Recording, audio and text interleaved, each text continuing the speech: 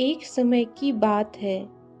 एक राज्य में एक प्रतापी राजा राज करता था।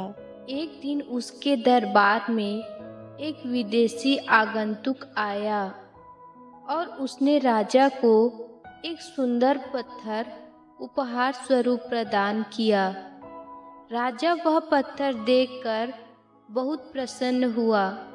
उसने उस पत्थर से भगवान विष्णु की प्रतिमा का निर्माण कर उसे राज्य के मंदिर में स्थापित करने का निर्णय दिया और प्रतिमा निर्माण का कार्य राज्य के महामंत्री को सौंप दिया। महामंत्री गांव के सर्वश्रेष्ठ मूर्तिकार के पास गया और उसे वह पत्थर देते हुए बोला, महाराज मंदिर में भगवान विष्णु की प्रतिमा स्थापित करना चाहते हैं। 7 दिवस के भीतर इस पत्थर से भगवान विष्णु की प्रतिमा तैयार कर राजमहल पहुंचा देना। तुम्हें इसके लिए 50 स्वर्ण मुद्राएं दी जाएगी।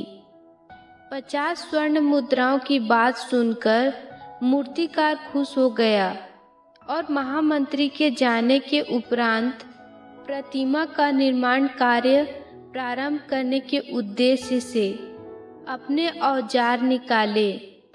अपने औजार में से उसने एक हथौड़ा लिया और पत्थर तोड़ने के लिए उस पर हथौड़े से वार करने लगा, किंतु पत्थर जस का तस रहा। मूर्तिकार ने हथौड़े के कई वार पत्थर पर किए, किंतु पत्थर नहीं टूटा। 50 बार प्रयास करने के उपरांत मूर्तिकार ने अंतिम बार प्रयास करने के उद्देश्य से हथौड़ा उठाया, किंतु यह सोचकर हथौड़े पर प्रहार करने के पूर्व ही ने हाथ खींच लिया कि जब 50 बार वार करने से पत्थर नहीं टूटा तो अब क्या टूटेगा। वह पत्थर लेकर वापस महामंत्री के पास गया और उसे यह कहकर वापस आ गया कि इस पत्थर को तोड़ना नामुमकिन है, इसलिए इससे भगवान विष्णु की प्रतिमा नहीं बन सकती। महामंत्री को राजा का आदेश हर स्थिति में पूर्ण करना था, इसलिए उसने भगवान विष्णु की प्रतिमा निर्माण करने का कार्य गांव के एक साधारण से मूर्तिकार को सौंप दिया। पत्थर लेकर मूर्तिकार ने महामंत्री के सामने ही उस पर हथौड़े से प्रहार किया और वह पत्थर एक बार में ही टूट गया। पत्थर टूटने के बाद मूर्तिकार प्रतिमा बनाने में जुट गया। इधर महामंत्री सोचने लगा कि काश पहले मूर्तिकार ने एक अंतिम प्रयास और किया होता तो सफल हो गया होता और 50 स्वर्ण मुद्राओं का हकदार बनता। दोस्तों, इस कहानी से हमें यह सीख मिलती है कि जीवन में ऐसी परिस्थितियों से हमारा सामना होते रहता है।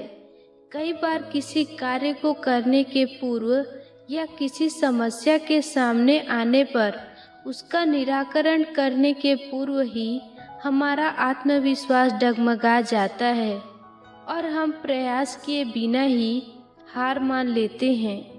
कई बार हम 1-2 प्रयास में असफलता मिलने पर आगे प्रयास करना छोड़ देते हैं, जबकि हो सकता है कि कुछ प्रयास और करने पर कार्य पूर्ण हो जाता या समस्या का समाधान हो जाता।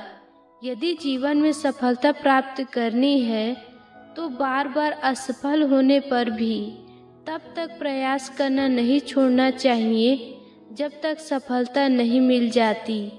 क्या पता जिस प्रयास को करने के पूर्व हम हाथ खींच लें वही हमारा अंतिम प्रयास हो और उसमें हमें कामयाबी प्राप्त हो जाए।